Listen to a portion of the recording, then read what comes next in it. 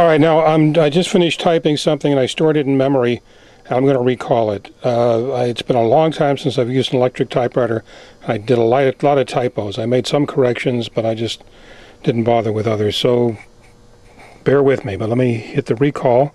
You touch the code key, you touch recall, and then a letter. Whoops. You have to hold it. Recall and a letter. There we go.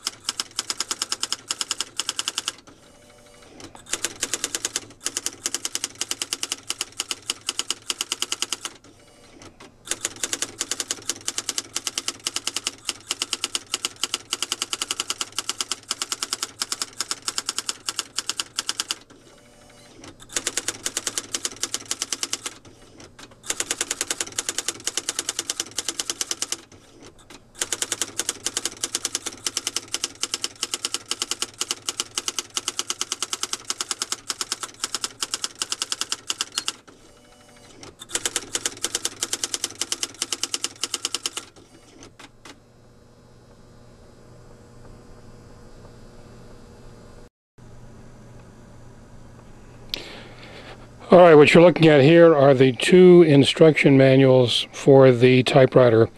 One that's the regular instruction manual, and the other explains how to use it with a computer.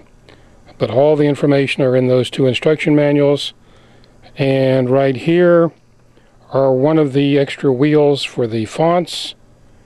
And here is another wheel for the font. And there's one already in the typewriter. And what I was showing you earlier was the typewriter's memory, where you just store anything you want in the typewriter and then hit the recall button and it will type out whatever you've previously typed. Of course, you can always type from the keyboard like a regular typewriter.